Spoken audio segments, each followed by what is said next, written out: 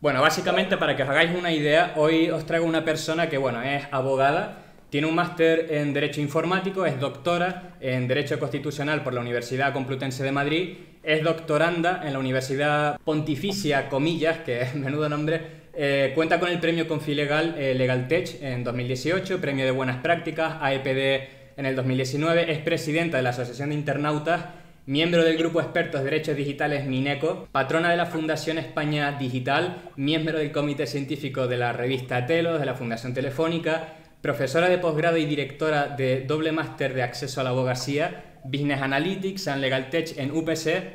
Bueno, como veis, esto es una locura, aquí se ha desmadrado esto de maravilla. Y luego, aparte de experiencia, a ella digo que la lista hasta es interminable. Y por si es poco, tiene un libro, es autora del libro Seguridad del Estado y Privacidad, y está preparándose un segundo doctorado. Por si ya uno no era poco, está ya con unos segundos ahí entre manos preparándose, que esto lo vamos a comentar más adelante. Ella es ni más ni menos, aquí os la presento, que Ofelia Tejerina. ¿Cómo estás, Ofelia? ¿Qué tal? Encantada. ¿Todo bien? ¿Cómo llevas esa cuarentena? La verdad que muy bien, no me puedo quejar, teniendo en cuenta la situación tan complicada y tan dramática que hemos estado viviendo. Yo, dentro de lo que cabe, pues no tengo queja, todo ha ido bastante bien y me he adaptado bastante bien también al mundo del teletrabajo, la verdad. ¿Se teletrabaja bien en tu ámbito, en tu campo? ¿Se puede hacer sin problema o hay dificultades? Bueno, hemos tenido problemas técnicos como siempre. En todo lo que acometemos que tenga que ver con la tecnología, tiene que haber algún problema técnico. Pero claro, si no me adapto yo al teletrabajo y a esta nueva forma de relacionarnos, pues dime tú quién, ¿no? Con toda la trayectoria que llevo dedicada al mundo de la tecnología. Antes que nada, te quiero hacer una pregunta. Tú eres Terminator, ¿no? ¿O cómo es esto? Porque cuando me pongo a ver tu currículum y tu LinkedIn, me parece una locura que no sé de dónde sacas tanto tiempo. O sea, ¿cómo se gestiona esto? Bueno, yo siempre tengo la broma de que de pequeña jugaba muchísimo al Tetris y eso me ha ayudado ahora a ser súper organizada. Pero es cierto que cuando tienes muchos jefes, como digo yo, porque bueno, soy abogada, soy autónoma, también soy profesora de la universidad, también estoy en la Sociedad de Internautas, colaboro con otras entidades, bueno, en fin, tienes tantos jefes que tienes que tener una agenda muy bien estructurada y por supuesto siempre encontrar tiempo para ti, claro. Y de eso justamente es de algo de lo que vamos a estar hablando más adelante, lo de el tiempo para ti, a ver desde dónde lo sacas, ya me comentarás. De hecho, meterse contigo tiene que ser un problema, ¿no? Realmente, hay que tener cuidado, porque si no, aquí se tensa. Con toda la de por detrás que tienes. Bueno, depende. Juego con la mala parte, o sea, la parte negativa, que es que estoy tan ocupada que hay veces que no me da la vida ni para quejarme de mis propios problemas. Y es verdad que cuando el problema es grave o realmente tiene fundamento y sentido continuar la vía de la reclamación, entonces ya sí que, como dice una amiga mía, no suelto la presa. He de decirte que antes iba a tomarme una cerveza para entrar en calor un poco, pero para el que no lo sepa, que claro, habíamos quedado a las 5, pero a las 5 de la península, porque yo estoy en Canarias y en Canarias es una hora menos, y claro, me pilló de sorpresa, me dice, ya estoy. Y digo yo, hostia, que estaba comiendo incluso. Así que no me podía abrir la cerveza, así que si me notas que estoy un poco para allá, ya entraré en calor ahora poco a poco. De hecho, para que sepas la dinámica, que bueno, te la comenté antes también, son 10 preguntas. 5 preguntas son generales, de algunas que he hecho yo y otras que han hecho el público, y otras 5 son personales, que hay alguna que otra que está interesante, que tú como la has vivido en primera persona, pues creo que puede estar bastante interesante. Saber tu opinión, lo que consideras e incluso, no sé, recomendaciones o lo que consideres. Entonces, si te parece, hay una primera pregunta, empezando con las primeras, bueno, las preguntas generales, más o menos ligado a lo que estaba comentando al principio, de hasta qué punto es legal ser bueno o no, ser buen samaritano. La primera pregunta es justamente esa, ¿hasta qué punto es ilegal ser bueno? A ver, ser bueno también implica que puedes actuar ignorando las reglas del juego y eso no vale todo. Hay un principio general del derecho que dice que el desconocimiento de la ley no impide su aplicación, de manera que tenemos que cumplir las normas del juego en el que estemos. Tú puedes ser muy bueno y muy simpático, pero eso no significa que no estés pisando a alguien o que no estés provocando daños. Por lo tanto, habrá que aplicar la responsabilidad que corresponda dependiendo de lo que has hecho. Hay conductas que pueden ser muy éticas, pero poco legales, y al revés, conductas que son legales y que, sin embargo, pues como sociedad consideramos poco éticas. Lo ideal, pues que sea legal, que sea ético y que seamos buenas personas. Imagínate que yo ahora, por ejemplo, o alguien del público encuentra una vulnerabilidad porque a mí me sigue gente que hace pentesting, obviamente, hacking, y claro, la experiencia dota a la persona de cierto nivel de conocimiento, ¿no? Y de destreza, hasta el punto de que tienen bien desarrollado el olfato y ya a lo mejor en una página en producción pues son capaces ya de encontrar vulnerabilidades o lo que sea. Imagínate que yo, por ejemplo, encuentro una vulnerabilidad en una página, claro, ¿cómo yo a nivel de leyes, cómo sé yo por detrás dónde están mis límites? ¿Cómo alguien se informa, un pentester, un hacker o lo que sea? ¿Cómo sabemos hasta qué punto podemos tocar o se puede reportar realmente la vulnerabilidad a la empresa o se considera intrusivo como que has entrado a la casa de alguien y es ilegal totalmente? Bueno, todo depende de cómo lo hagas y sobre todo depende de las pruebas que haya de lo que has hecho. Eso como todo en la vida, sin pruebas no hay caso.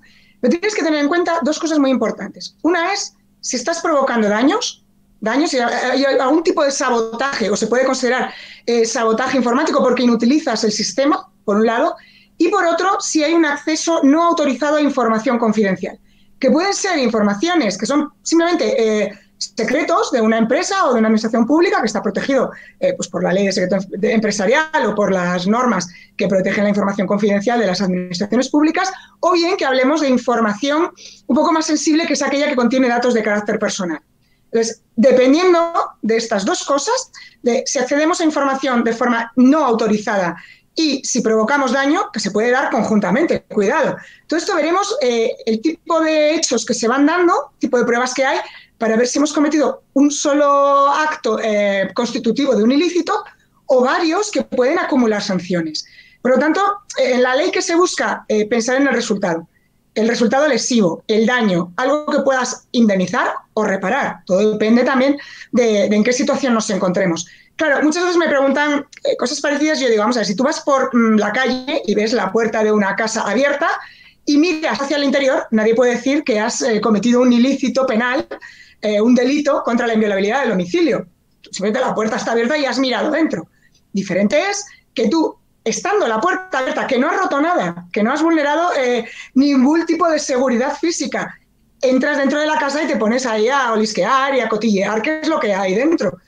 Si entras, ahí sí estás cometiendo una infracción, por muy abierta que estuviera la puerta. Así que mucho ojo con lo que estás haciendo, pensar en los daños que podéis provocar y luego ya también pensad en el beneficio que esa persona que está pues ante una situación vulnerable, en este caso una vulnerabilidad informática, puede aprovecharse de esas circunstancias y tú le echas un cable y además pues obtiene el beneficio de poder protegerse.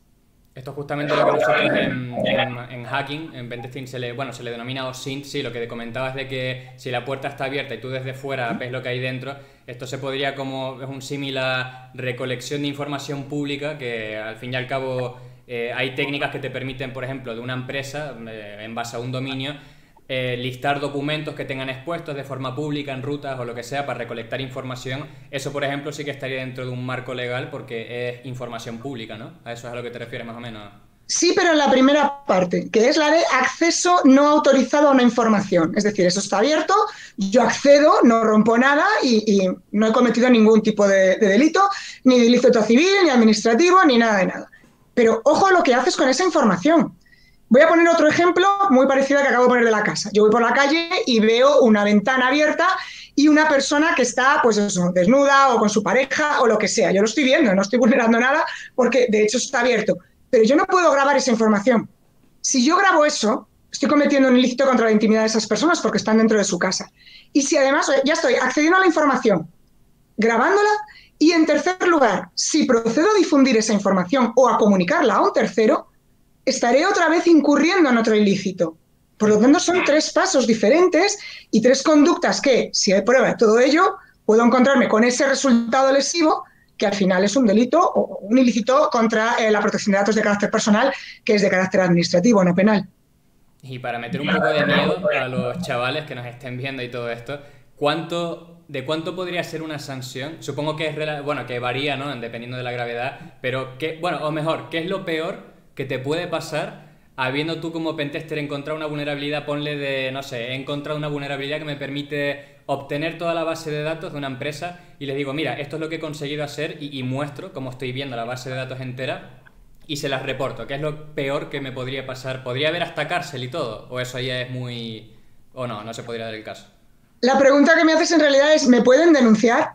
Y la respuesta como abogado es, por supuesto, te pueden denunciar hasta porque eres verde. A alguien se le ocurre que lo que has hecho va contra sus derechos y te denuncia. Diferente es que eso luego pueda tener éxito en un procedimiento judicial. Como digo, hay diferentes vías, la civil, administrativa o penal. Vamos a ponernos en la más grave, que es la penal. Y hablaríamos del delito de daños informáticos o el delito de revelación de secretos, que son los delitos que suelen afectar al trabajo que vosotros hacéis. Dependiendo de cómo se haya realizado el comportamiento de esta persona que detecta la vulnerabilidad, podremos hablar de una intrusión mayor o menor, más grave o menos grave, en función también del resultado. Y las penas pueden ser de prisión de hasta 5 años, porque una revelación de secretos que afecta además a derechos fundamentales, como es la intimidad o la protección de datos, puede tener sanciones de cárcel mucho más graves que si simplemente accedemos o revelamos cuestiones de información confidencial de una empresa que no afectan a derechos fundamentales.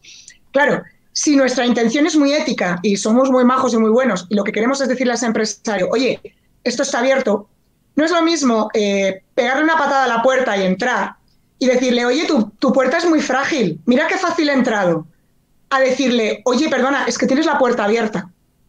¿Entiendes un poco hasta qué punto te estás metiendo ahí dentro? ¿Hasta qué punto estás poniendo en riesgo la información de ese tercero?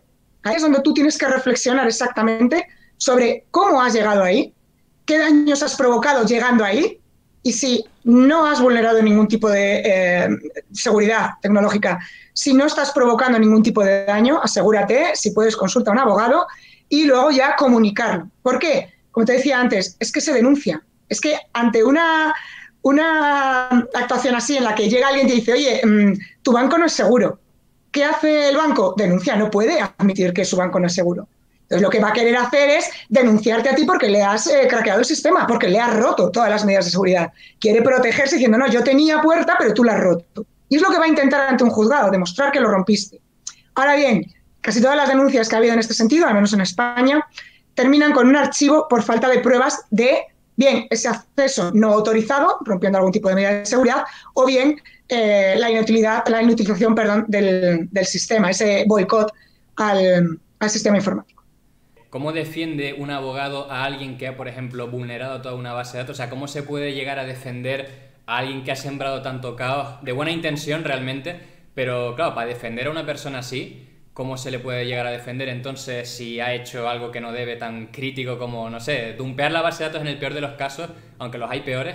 Pero claro, ¿cómo se defiende a alguien así entonces? ¿De qué forma, más o menos? Pues humildemente un abogado lo primero que tendría que hacer es contar con alguien como vosotros para saber exactamente de qué pruebas se dispone. Tanto las que tendría yo como abogada para defender a mi cliente, como pensar en qué pruebas tiene la otra parte. Y así poder destruirlas en juicio, que es lo que interesa. Porque si no hay pruebas, no hay delito.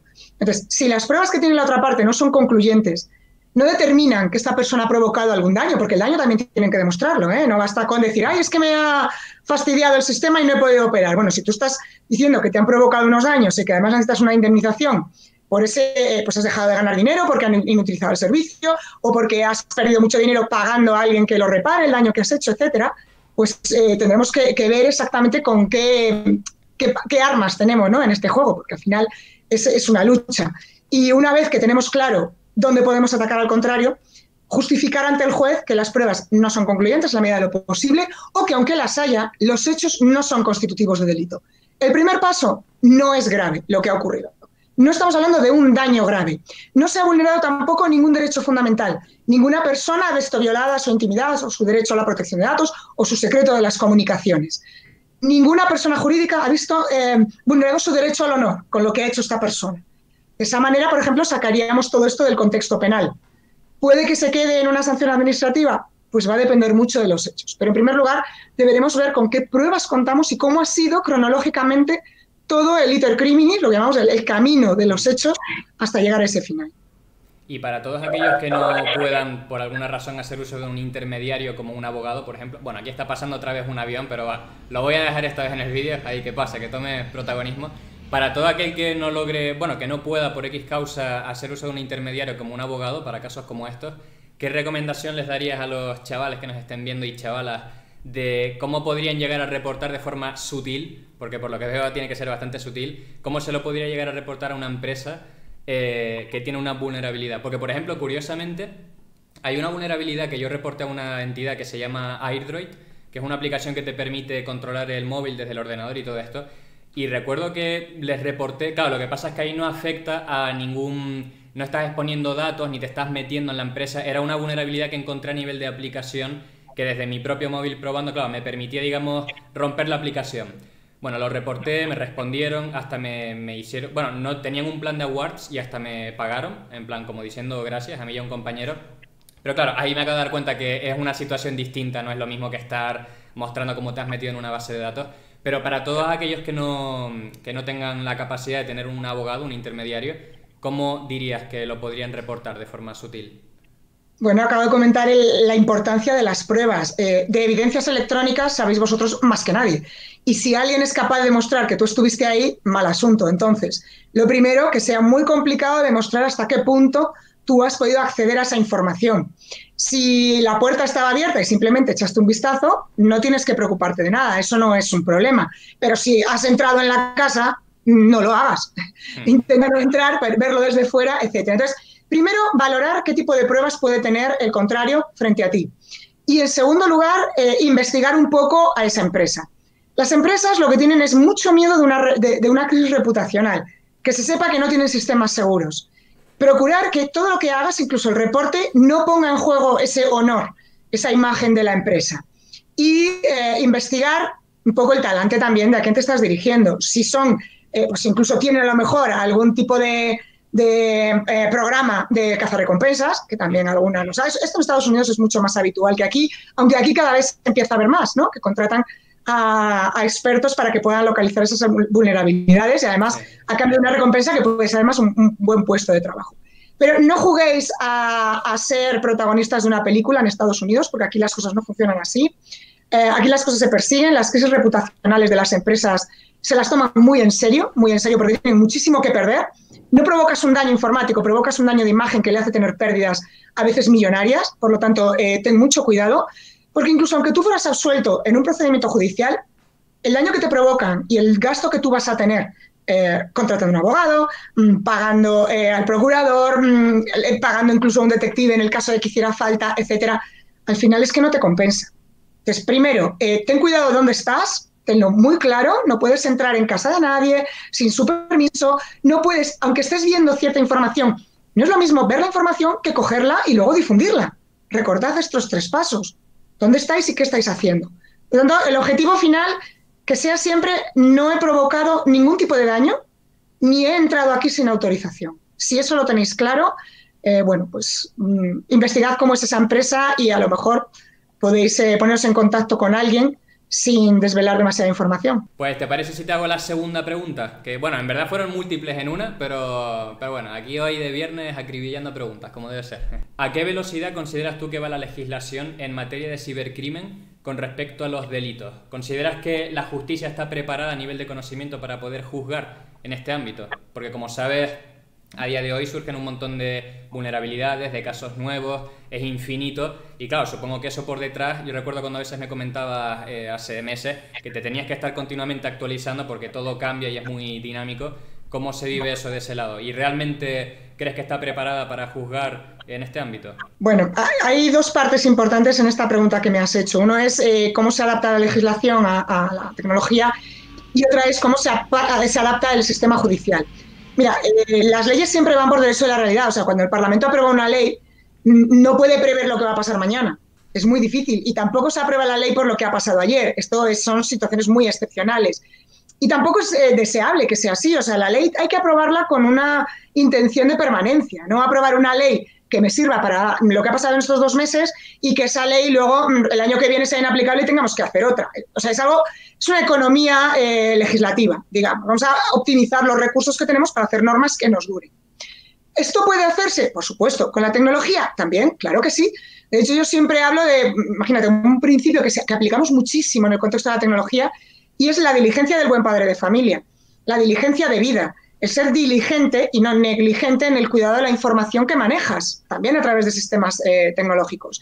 Y esto es del derecho romano, o sea, no es de derecho español ni derecho anglosajón, no, eso es un principio básico del derecho que proviene de hace muchísimos años y que todavía hoy es útil.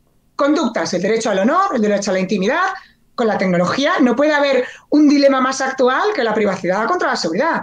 O incluso ahora mismo estamos viendo un problema que es la salud o la privacidad con el tema de las aplicaciones para controlar la pandemia.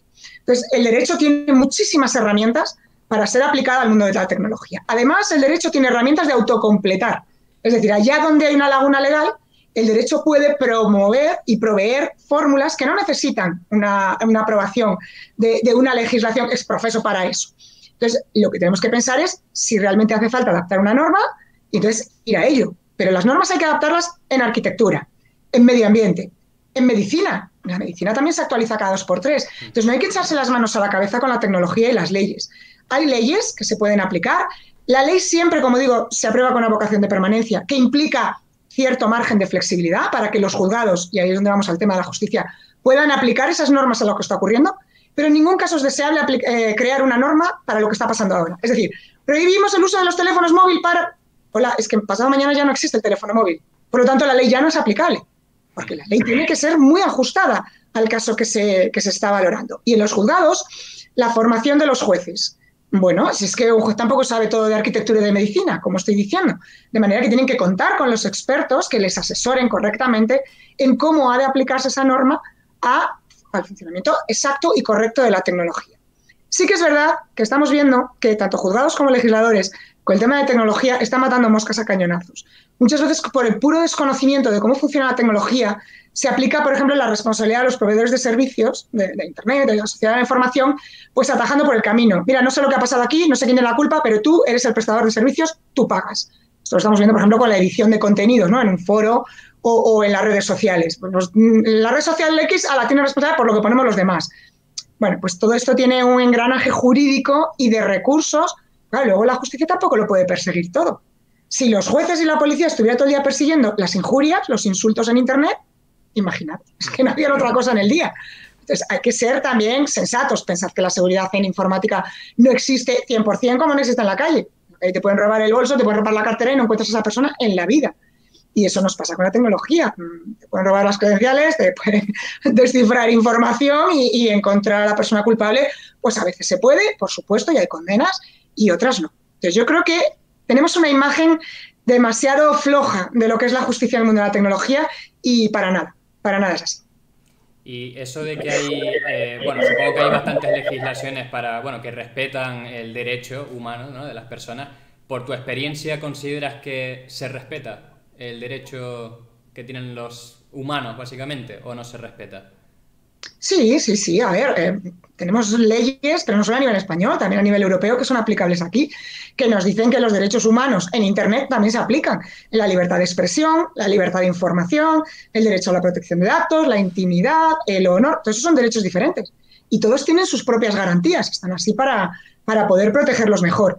Claro, cuando alguien me pregunta esto, lo que está esperando es que yo le diga, sí, el responsable va a pagar y a ti te van a indemnizar y se va a olvidar. Y si te hacen alguna perrería en Internet, lo vamos a borrar. No podemos contestar que eso se puede hacer. Como si alguien me dice, oye, estoy protegida, el derecho me asiste, hay leyes para perseguir al ladrón de carteras. Sí, ¿van a encontrar a todos los ladrones de carteras? No, eso es inevitable. Derechos existen, lo que nos faltan son recursos. Recursos para perseguir todo lo que ocurre a través de la tecnología. Y no hablo solo de Internet, sino que utilizando mecanismos digitales, pues eso, un termómetro digital que lanza información directamente al proveedor de servicios o una cámara térmica que directamente lanza esa información al empresario. Bueno, pues la tecnología nos pone muchos retos y con la inteligencia artificial es donde más nos estamos encontrando pues todas esas carencias que poco a poco tendremos que ir asumiendo y resolviendo. ¿El caso que más te has encontrado, con el que más te has topado? Bueno, no sé si lo puedes decir, pero el más frecuente que veas que es el que más es monótono, entre comillas, el que más se repite, ¿cuál dirías que es? Pues mira, las estafas tipo phishing y estafa del CEO, porque claro, hay que pensar que el delincuente lo que busca es dinero y ya está. Eso por un lado. Luego también las injurias y las calumnias y las amenazas en Internet, pero vamos, porque la gente se cree que eso es impune, que no tiene ningún tipo de sanción y que no se les puede encontrar. Yo, por ejemplo, todas las charlas que doy sobre estos temas, lo primero que hago para preparármelas es buscar noticias de ese mismo mes o del mes anterior, que además son noticias de detenido una persona por injuriar a su pareja, por insultar a su pareja, por amenazar a su pareja, o un compañero de trabajo, o entre menores de edad, que también ocurre mucho. La gente se cree que eso no es delito. claro, insultar en la calle sí, pero insultar en Internet no. Bueno, pues insultar en Internet es un delito, si es un insulto grave, y además con un doble agravante, porque tiene el criterio de la publicidad y el criterio de ser por escrito.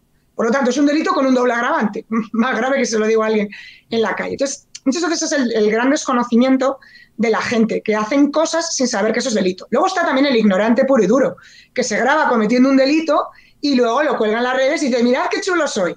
Y claro, eso ya no es que seas imprudente, es que eres tonto de baba. Ya, a nivel bebo gasolina, unas cosas fascinantes te encuentras.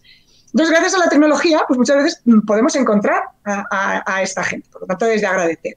En otras ocasiones sí, hay veces que es complicado encontrar al responsable. Pero como digo, son infracciones que se producen en la vida diaria y que luego nos encontramos con una alegría en las redes y son todo lo que tenga que ver con la persona, con los derechos fundamentales del ser humano como tal y con dinero. Te iba a preguntar también sobre cuál es la mayor dificultad a la hora de presentar un caso, pero bueno, eso lo podemos contestar más adelante porque hay otra pregunta que está media relacionada. Estás más con la parte de inteligencia artificial, que bueno, igual es un poco difícil de entender de cara a los espectadores la pregunta, pero bueno, básicamente hay máquinas ya, que eso más o menos te lo había comentado, que hay ya hasta máquinas virtuales que lo que hacen es ser capaces de hasta hacerte, entre comillas, una auditoría simulada, analizarte vulnerabilidades, lo hace todo por ti. Y digamos que hasta lo puedes desplegar en un entorno empresarial, no me acuerdo cómo se llamaba, era Red algo, la máquina, que está por internet, te la puedes descargar y básicamente ya es como si fuera un auditor, como si fuera un pentester, y se pone a hacer el pentesting y te lo hace por ti. Yo siempre pienso que la parte racional del humano no lo va a poder plagiar una inteligencia artificial, pero bueno, ahí está. Y con esto me refiero a que a día de hoy ya la IA está en vigor, o sea, se ve día a día. Y claro, ¿cómo se afrontaría que en un futuro, pues la IA, junto con el Machine Learning asociado al Big Data, pudiera llegar a, imagínate, seguridad ofensiva ilegal, actos delictivos o lo que sea, sin hacer uso de la interacción humana? Que ahí es donde viene más o menos la pregunta. En caso de, imagínate que una IA causa el caos, es capaz de sembrar, vamos, catástrofes. Ahí en ese caso, ¿quién tendría la culpa? ¿El creador de esa inteligencia artificial o la propia inteligencia artificial considerada como individuo no racional, pero no sé, ¿cómo se aplicaría en ese caso? La culpa es del robot, ¿no? Hay que echar la culpa siempre a otro. A ver, efectivamente, como decía antes, la inteligencia artificial nos está proponiendo unos retos muy interesantes a nivel jurídico. Y el reto más importante se puede resumir en una palabra, que es responsabilidad. Cuando alguien provoca un daño, sea informático o sea físico, ¿en qué pensamos? ¿En quién es el responsable?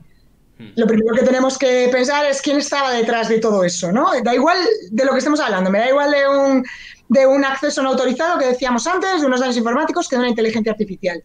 ¿Quién está detrás de todo eso? Y ¿quién responde en caso de que no encontremos al que estaba detrás? Porque claro, a mí el daño me lo provocan, yo quiero mi indemnización o quiero que reparen el daño que me han provocado. Y eso es lo que pensamos nosotros como ciudadanos. Siempre que estamos preocupados por un resultado lesivo, ¿quién es el responsable? Y eso es lo que se va a pedir a un juzgado. Pues con la inteligencia artificial tenemos unas soluciones sencillas, que es aplicar la responsabilidad en cascada. Todos los agentes que participan en la creación de esa inteligencia artificial, los desarrolladores, el fabricante, el distribuidor, el fabricante del equipo donde se instala, si es que se instala en un equipo único, una máquina única que es la que puede mover esa inteligencia artificial, o simplemente se instala en nuestros ordenadores o en nuestro sistema informático en la empresa, da igual. Tú tienes que pensar en quiénes son los agentes que participan en esa cadena de responsabilidad y luego pues ir aplicando responsabilidad en cascada, ¿no? Desde el que ha metido la pata, el eslabón más débil, que el aliado ha programado algo incorrectamente, o el que ha dado la orden, que lo ha hecho con intención, con dolo, como decimos cuando hablamos de delitos. Una vez que eso estuviera detectado, pues aplicar responsabilidad hoy en día no sería difícil. Tenemos normas que dicen cuál es la responsabilidad. Si es un delito, será la culpa cuando lo ha hecho negligentemente, que no ha tenido el cuidado que debía, o con intención, ¿no? Con dolo. Si estamos hablando de una responsabilidad civil, o cuando hay un accidente de coche, ¿quién tiene la culpa? Pues hay veces que se podrá determinar, otras veces no, y otras veces habrá una responsabilidad objetiva. Por lo tanto, recomendable tener un ciberseguro, por ejemplo. Sería una opción para que haya una responsabilidad no subjetiva del que lo ha hecho, sino objetiva de, te toca responder a ti porque estabas ahí. Detrás de todo esto, ¿cuál es el mayor de los problemas que nos estamos encontrando? A la hora de regular esto, recogerlo en una norma expresa para este tipo de supuestos, la inteligencia artificial que aprende observando comportamientos. que aprende ella misma. O sea, sabes perfectamente que se pueden programar bots que pueden aprender tanto para defenderse de un ciberataque como para provocarlo. Todo esto sin intervención humana por el camino. También sabemos lo de los coches autónomos, que van observando y aprendiendo. Hemos visto experiencias de bots en Internet para responder consultas de usuario, algo muy inofensivo y que se han tenido que retirar porque el usuario es muy cabrito y le enseñaba pues, a emitir contenidos xenófobos y incitando al odio y bueno, cuestiones ya entrando pues eso, en materia delictiva. Por lo tanto, ¿quién es el responsable de una inteligencia artificial que aprende por sí misma? ¿En qué punto debemos poner la raya y decir hasta aquí eres responsable? De momento no se sabe, todo tiende a esa responsabilidad objetiva de tú porque estabas ahí detrás, antes de que aprendiera, tú estabas ahí, por lo tanto tienes que cumplir. Ahora bien, nos encontramos con los científicos de datos que nos dicen, nosotros creamos algoritmo, ¿para qué? Para hacer el bien. Otra cosa es que alguien lo use mal. ¿Por qué soy yo responsable? No será el que lo use mal, pero es que hay veces que no es tan fácil de determinar quién lo estaba usando. ¿Todos los tipos de casos consideras que están cubiertos, respaldados por la ley? Bueno, respaldados, que tienen una ley por detrás que opera, ¿o hay casos que se escapan? Cuando los hechos nos permiten detectar quién es el responsable o quiénes son los responsables de forma compartida, entonces por supuesto que hay ley aplicable, eso se puede gestionar. Pero cuando no tenemos capacidad para determinar el grado de responsabilidad de lo que ha ocurrido entre todos esos agentes, ahí nos vamos a encontrar con un problema importante porque, insisto, o sea, estamos hablando de una tecnología que aprende por sí misma, que nadie ha provocado o ha movido esos hilos para que se produzca el hecho dañoso en sí, el resultado lesivo. Y claro, ahí, por ejemplo, no habría dolo porque no había intención de hacer daño, no hay culpa porque no intervino absolutamente para nada. Con mucho habría una responsabilidad objetiva que todavía está por determinar. En la Comisión Europea se está trabajando ya en criterios de ética ante la inteligencia artificial y criterios de autorregulación para la industria. De hecho, mi segundo doctorado va sobre esto, precisamente por lo interesante y por lo inexplorado de todo esto. Hablaremos de hecho de ese segundo doctorado y a ver si hay un tercero y todo, que ahí hay una pregunta interesante, que seguramente lo hay y hasta un cuarto y quinto. A saber, antes hablaste de ética y hay algo ahí, una pregunta que puede que esté relacionado con la parte ética humana, que es que imagínate que estoy en un pentesting y de pronto, bueno, en el pentesting con el acuerdo de confidencialidad, por detrás, el NDA, lo que sea, y imagínate que en un pentesting de pronto me encuentro con algo fuertemente ilegal, muy ilegal, y por mi moral digo que va, esto no, hay algo aquí que no me lo puedo callar, quiero denunciarlo, por ejemplo. Sea o no de forma anónima, pero lo quiero denunciar y quiero decir qué es lo que he visto. ¿Dirías que estoy incumpliendo el contrato de confidencialidad ahí? ¿O por el lado contrario, qué podría ser ante una situación así del estilo? Bueno, ahora de hecho se está trabajando en la ley del chivato, que la quieren llamar, que es un canal de denuncias internas para las empresas en las que sea obligatorio, o sea, esta ley lo que hace es obligar a todas las empresas a tener un canal de denuncia para supuestos de ilícito, ¿no? En cuanto detectas algo, ya sea una corrupción en cuestiones económicas, como algo como el ejemplo que acabas de poner. Entonces, se va a proteger al denunciante a través de este canal, para que el empresario no pueda saber quién es y se sienta protegido. Pero puede ser algo que has detectado que están haciendo otros empleados, o puede ser algo que has detectado que está haciendo la empresa. Si lo que detectas lo están haciendo otros empleados, yo lo pondría en conocimiento del empresario, sin duda. Si el que lo está haciendo es el empresario, bueno, pues tendría mucho cuidado en recabar las pruebas necesarias para denunciar lo que está ocurriendo e intentar llevarlo a una comisaría. Ahora bien, tened en cuenta una cosa. Si tú denuncias sin pruebas suficientes y eso se archiva, pues obviamente lo menos que te puede pasar es que no te vuelvan a contratar en esa empresa. Entonces, cuando te estás planteando si denunciar es ético o no, mira, hay una obligación de derecho penal que es el deber de socorro.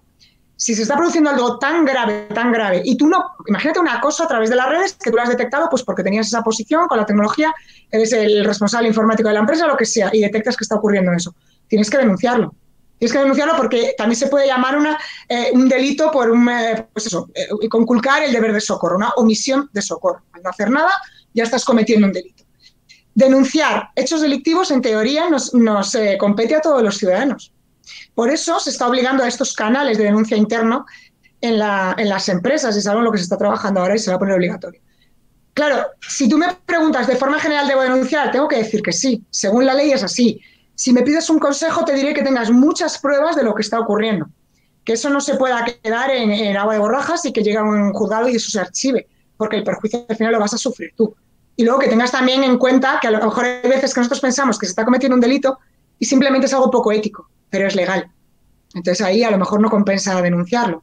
Todo depende de cómo seas tú y si simplemente pues no es delito, obviamente no puedes denunciar, pero si no es ético, te vas de ahí y se acabó. A pesar del contrato de confidencialidad y todo eso, me tendría que llevar bastantes pruebas de concepto, básicamente, entonces lo debería de hacer. Yo pienso que si estás ante algo que crees que puede ir contra los derechos humanos de una persona, que es lo más grave que hay, ahí sí. Si me dices que lo que estás descubriendo es que tiene unos chanchullos el empresario y que está desviando dinero o lo que sea, ten mucho cuidado con lo que vas a denunciar. Porque a lo mejor lo que está haciendo no es un fraude fiscal, digamos, sino que simplemente está utilizando herramientas legales bien encajadas, bien tricotadas para pagar menos impuestos y tú no lo sabes. Con lo cual, ten mucho cuidado con lo que vas a denunciar. Mira, me estoy acordando ahora de un caso que con toda su buena intención suponemos, yo recuerdo cuando Anonymous, que se supone que pues eso, son de guante blanco y que van haciendo el bien por el mundo, aplicando su propia justicia, revelaron información, que fue información de carácter personal, de un listado de autoridades policiales, creo recordar que era en Cataluña. Bueno, pues con eso que hicieron estaban poniendo en riesgo no solo a esas personas, a esos policías o a esos mozos, sino que estaban poniendo en peligro también a las familias de esta gente, al revelar su dirección. Entonces, ten cuidado cuando vas de abanderado y de Robin Hood, del buenismo absoluto, porque a lo mejor lo que estás haciendo es peor el remedio que la enfermedad. No podemos creernos más listos ni más importantes que las personas que pueden llegar a sufrir ese daño. Pues esta pregunta, a ver, porque la estoy dejando como si fuera yo el que se ha encontrado algo turbio en una auditoría. Esta pregunta la había hecho alguien del público, pero que no aplica para mi caso. De momento, de las auditorías que he hecho no he encontrado nada extraño. Así que quede aquí constancia, grabado. Por si lo ve mi jefe Igor, que seguramente lo ve, y para que no pienses que estén aquí pasando cosas raras. No es nada de eso, fue alguien del público. Vale, pues tengo otra preguntita que es ¿qué obligaciones tienen las empresas cuando sus sistemas se ven comprometidos y los datos de terceros, de clientes en este caso, han sido expuestos? ¿Qué les puede pasar en caso de incumplir con estas obligaciones? Si el hecho de que los datos de los clientes que queden expuestos provoca daños a estos clientes, lo primero que tienes que hacer es informarles. Oye, esto ha quedado expuesto, cambia claves, haz copia de seguridad de esta información que te la pueden, pues eso, pueden entrar donde no debían y pueden inutilizarla, pueden dejártela alterada, cualquier cosa. Lo primero es avisar al cliente. Estoy hablando de información, o sea, simplemente información confidencial. Si esa información además contiene datos de carácter personal, ya está el Reglamento de Protección de Datos con unas normas y unas pautas que implican, pues, qué es lo que debemos hacer. Y es, lo primero de todo, valorar el daño que se puede producir. Tenemos 72 horas para notificar a la Agencia de Protección de Datos. Tenemos también que tener en cuenta si el daño es tan grave o el colectivo afectado es tan indeterminado que no podemos ir uno por uno avisando a los usuarios en caso de que sea necesario. Y tenemos que incluso llegar a publicarlo en una nota de prensa, mandarlo a los medios de comunicación. Esto ocurre con grandes multinacionales o empresas que utilizan datos de millones de personas, etcétera. Entonces, lo primero es valorar y calcular el daño y luego aplicar el protocolo que teníamos que haber establecido previamente antes de que hubiera esa brecha de seguridad. Porque es obligatorio tener un protocolo establecido ante brechas de seguridad. Y entonces, seguir los pasos. ¿Hay una sospecha de brecha de seguridad? Comunicarlo a los responsables de la tecnología en la empresa. Que lo sepa el empresario. Que tomen las acciones adecuadas, que se aseguren de lo que está ocurriendo, que tomen pruebas de lo que está ocurriendo, de dónde pudo venir el ataque, de cómo contenerlo. Porque una vez que tienes la sospecha, verificas si está ocurriendo o no, tienes que buscar las medidas de seguridad para contenerlo, para evitar que haya mayores pérdidas e intentar recuperar lo que ya se haya perdido. Eso es, bueno, pues como el Titanic, ¿no? Con compartimentos estancos que se vaya cerrando para que la brecha o ese flujo de datos sea lo mínimo posible, ¿no? Que no se comuniquen las cajas de datos entre sí y bueno, podamos frenarlo de la manera más efectiva posible. Y ahí seguir pues, la línea conductora de cualquier gestión de brechas de seguridad hasta poder pues, detener la brecha de seguridad y reparar en la medida de lo posible los daños. Tener siempre copias de seguridad, por supuesto, porque, claro, las brechas de seguridad pueden dejar inutilizada la información, no puedes acceder a ella. Pueden alterarla, de manera que puedes acceder a ella, pero está alterada. O pueden destruirla, de forma de que ya jamás vas a poder recuperarla o te piden un rescate para recuperarla. Entonces, bueno, también tenemos que tener mucho cuidado con las fórmulas de recuperación de la información. Y del lado de los clientes, yo por ejemplo, si estoy en una empresa donde ha habido una brecha y se han expuesto mis datos, ¿qué obligaciones tendría yo o cómo me repercute a mí eso? ¿Qué tendría que hacer en ese caso? ¿Me tienen que pagar algo por daños y prejuicios o cosas así o no aplica? Depende del daño que te hayan causado. En los juzgados el daño hay que demostrarlo. Antes, cuando nos hablaba del delito de daños informáticos, el empresario que quiere denunciar esto tiene que demostrar que ha sufrido una serie de daños, que además son daños indemnizables económicamente, que tienen un valor. Entonces a ti te pasaría lo mismo, ver que ese daño que te ha provocado, esa brecha de seguridad, tiene pues un valor económico y que puedes reclamarlo. También depende. Yo hay veces que hemos llevado en el despacho casos de denuncias de protección de datos que lo llevas a la agencia, hay una sanción para la empresa que ha sufrido la brecha de seguridad y luego para cobrar esa indemnización pues te tienes que ir a los juzgados de lo civil para intentar justificar que ese daño tiene un valor y que efectivamente te mereces esa indemnización económica. Pero no es muy fácil de conseguir.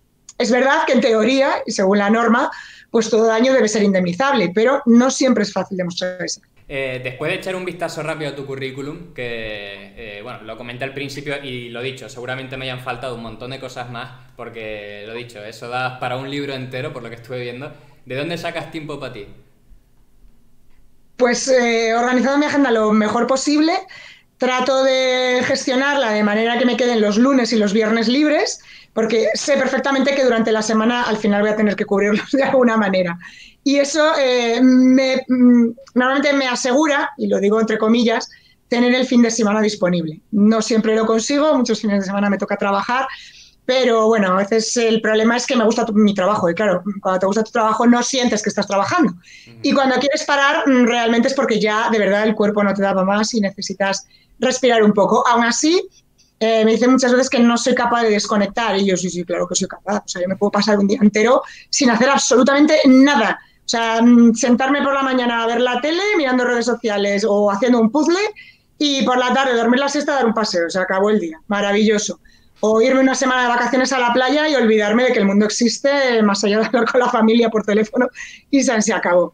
Sí, tengo mucha suerte, sé organizarme y afortunadamente pues también tengo muchos amigos con los que disfruto de mi tiempo libre. ¿Libre? Y yo estoy aquí molestándote un viernes ya, de cuando deberías estar desconectando y descansando, aquí estoy yo molestando. Que esa es otra. ¿Qué te ha hecho? Me sorprendió que dijeras que sí, que querías aparecer, porque yo entiendo que tu agenda es apretada y decía, bueno, encima un viernes, aunque bueno, no, el día lo escogiste tú, pero decía, estará tan ajetreada que seguramente no va a querer o no va a poder. ¿Qué te hizo decir que sí? ¿Por qué dijiste que sí, que quisiste? Que me sorprendió, curiosamente. Es un poco lo que te he dicho, o sea, yo me suelo dejar los lunes y los viernes libre en la agenda, pero es verdad que al final siempre los acabo rellenando con algo. Entonces es más una fórmula organizativa y una fórmula de tranquilidad mental. Yo pienso que eso está libre y luego lo acabo rellenando con cosas que me gustan. Y estoy aquí porque sabía que iba a ser muy divertido. Pues te voy a hacer una pregunta que creo que es bastante interesante y quiero que aquí te explayes lo más que puedas desde la sinceridad total, lo máximo que puedas, porque creo que es una situación que afecta a bastantes personas y tal vez el ver cómo lo has vivido tú todo y qué es lo que has hecho para remediarlo o cómo lo has afrontado, cómo has luchado contra ello. ¿Has tenido dificultades en tu trayectoria profesional siendo mujer?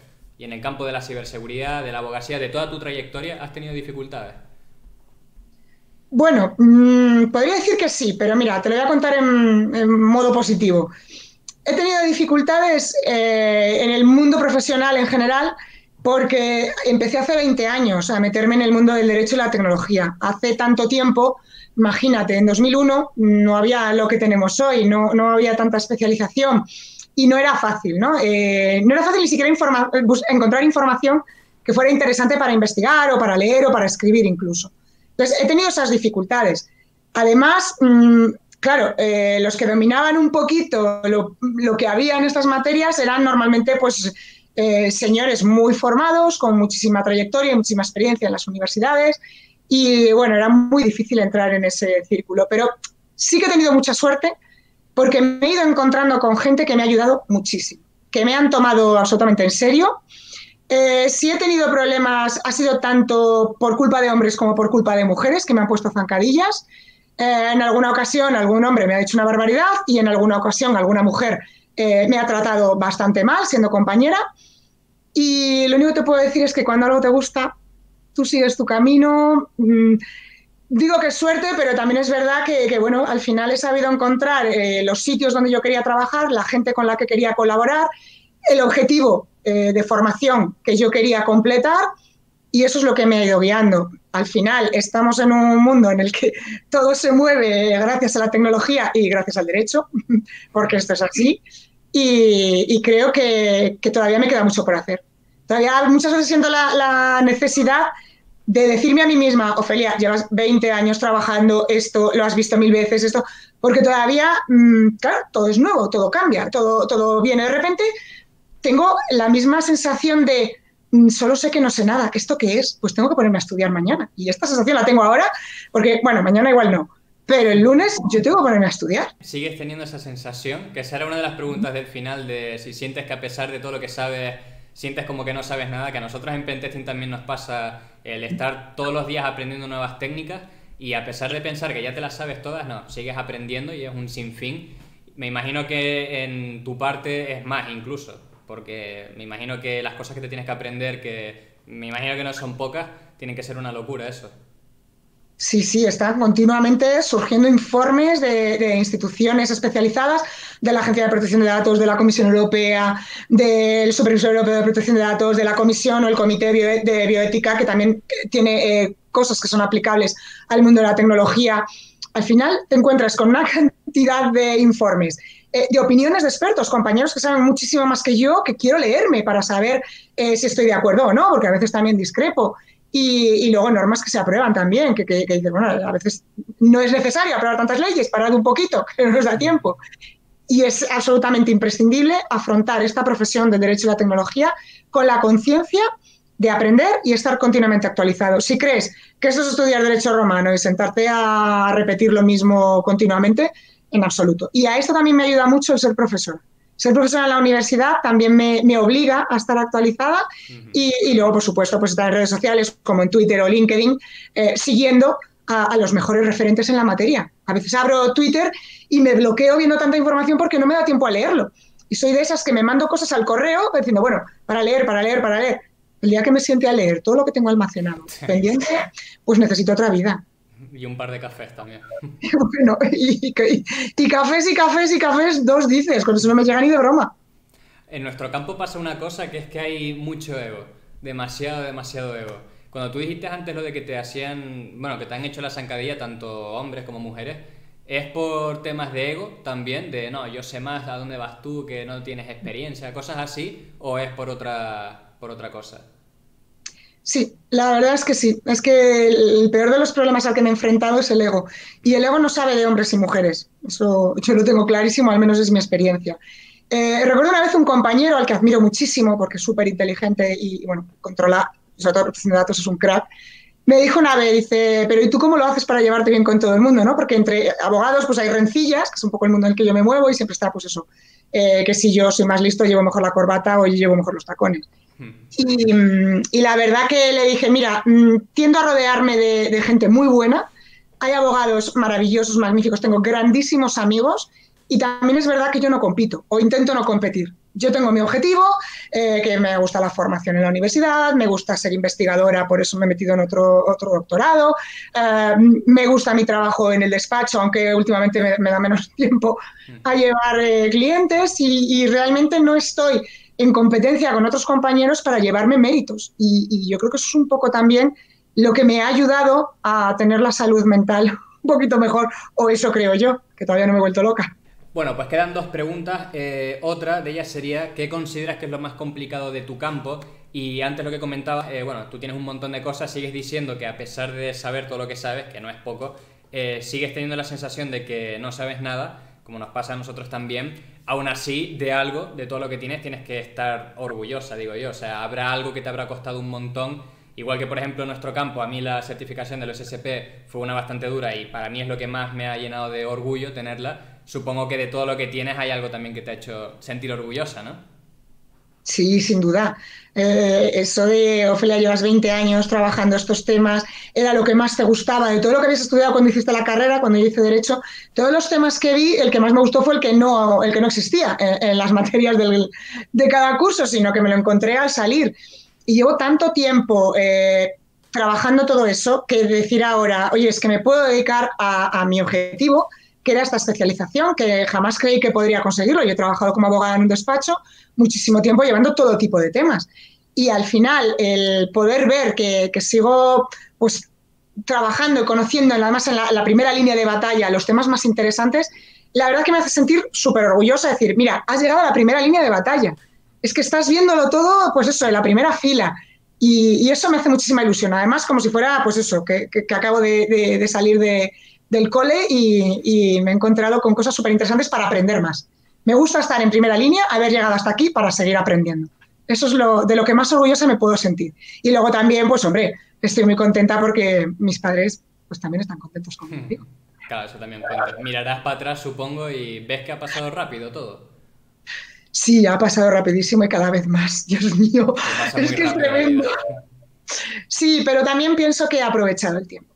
Que he aprovechado el tiempo tanto en lo profesional como en lo personal. No siento que haya perdido ni un minuto de mi vida. De hecho, dicen que la vida se pasa rápido si la disfrutas, ¿no? Sí, así es, sin duda. Pues vamos a dar ya paso a la última pregunta, ya para finalizar, que no te quiero quitar más tiempo, que lo dicho, para mí es un privilegio tenerte aquí por el canal y que hayas sacado un huequito ahí para conversar con nosotros, que eso creo que está bastante interesante. Espero que se les hayan aclarado varias dudas a la gente que había hecho las preguntas. Espero que les haya quedado claro y que sean más cautelosos con alguna que otra cosa, acción que tengan en mente realizar, para que no me estén escribiendo por Discord, oye, mira lo que he encontrado, dejadme de escribir eso porque no me interesa. Encima me lo dicen a mí como en plan, mira lo que tengo, y ¿qué les contesto yo? En plan, qué guapo, ¿no? No, Pues, no me lo enseñes, no me lo enseñes. pues la última pregunta es, porque supongo que de la parte de abogacía hay varias ramas. ¿Por qué de todas las que hay te decantaste por la rama orientada a la ciberseguridad? ¿Qué fue lo que más te llamó la atención de esa rama? Mi hermano es informático, entonces yo recuerdo conversaciones con él cuando estábamos haciendo la carrera y me llamaba mucho la atención que no nos entendíamos, que utilizábamos términos completamente diferentes o el mismo término en diferentes contextos y eso me llamaba mucho la atención porque yo tengo la necesidad de hacerme entender y me rayo mucho cuando no sé explicarme o cuando alguien no me entiende, porque creo que explico las cosas muy básicas, que yo soy bastante básica también. Entonces teníamos siempre esas conversaciones tan surrealistas que decidí meterme un poquito más en su mundo, descubrí que existía ese máster de Derecho Informático, se llamaba así entonces, cuando terminé la carrera, aparte ayudó, que no me gustaba nada de lo que había visto durante los años de universidad, aparte de las fiestas, que eso sí me había gustado, y dije, esto, o sea, yo no puedo ejercer como abogada porque me parece horrible, o sea, esto que acabo de hacer es tirar los años de universidad por la borda, no me ha servido para nada, y dije, no, tengo que hacer algo que me sirvan esos años y que además me motive. Y encontré este máster y en el máster me di cuenta que el mundo de la privacidad asociado a la tecnología era un filón. Era un filón, tenía mucho que ver con mi carrera y tenía mucho que ver con lo que se venía por delante y lo que veía con esas conversaciones que tenía en casa, en familia. Y pues era muy difícil cuando yo empecé, apenas tenías foros donde buscar formación o donde compartir experiencias, pero bueno, todo eso ha ido incrementando poco a poco y en los últimos 5, 8 años ha crecido hasta invadir por completo mi vida profesional. Que de hecho hemos hablado de méritos, pero la gente también a veces fracasa. Eso es algo que no hemos sacado, que ya para concluir ya y te dejo en paz. ¿Hay algo de lo que te arrepientas de toda tu trayectoria profesional? ¿Algo que te haya en tal punto decepcionado a ti contigo misma? ¿O de lo que te arrepientas en sí? ¿Hay algo? Partiendo de la base que todo lo que hacemos en la vida al final te lleva a saber más, a aprender pues cómo comportarte en otras situaciones, de todo se aprende, ¿no? Que se suele decir. Sí, hay algo de lo que me arrepiento. Y me arrepiento muchísimo de haber trabajado gratis, mucho más de lo que hubiera sido necesario. Y me arrepiento de haber tenido esa mentalidad de becaria, de sentirme siempre la becaria de todo lo que hago y no valorarme igual un poquito más. ¿Y qué recomendación das entonces de eso respecto a la gente? Que hagamos valer nuestro trabajo y nuestro tiempo, que no regalemos las cosas, pero como esto es muy difícil, que intentemos seleccionar los objetivos que merecen la pena. Me decías tú antes, ¿por qué estás hoy aquí? Pues sí, mira, es viernes por la tarde y podría estar haciendo cualquier otra cosa, ¿no? Un puzzle, por ejemplo, muy divertido. Pero me apetecía un montón esta conversación contigo, que además que nos conocemos de hace tiempo y bueno, pues sabía que iba a ser fantástico y es algo de lo que no me arrepiento. Es focalizar objetivos que o te hagan divertirte o sean provechosos para tu futuro profesional. Pues señores, Ofelia Tejerina en su máximo esplendor, ha sido un placer tenerte por el canal. Espero que lo dicho, que a la gente le haya servido de ayuda, yo creo que les ha aportado bastante valor. Ya dejaréis en los comentarios si tenéis alguna duda o lo que sea, o bueno, lo dicho, el Twitter de Ofelia va a estar aquí en la descripción. O sea que, a ver, tampoco la tosiguéis a preguntas ahí ahora en Twitter, que le explotéis a notificaciones, controlaros un poquitín, que Ofelia también tiene sus ocupaciones. Pero bueno, que ha sido un placer tenerte por el canal, que muchas gracias por tu tiempo. Y nada, que esperemos a ver si podemos en alguna otra ocasión, ¿por qué no?, hacer una segunda parte o ya vemos, ya lo planeamos. ¿Qué te parece? Pues muy bien, muchísimas gracias a ti por invitarme a tu canal. Ha sido un placer, la verdad. No me equivocaba, ¿eh? Muy divertido. Pues bueno, un saludo, chavales. Chao. Chao.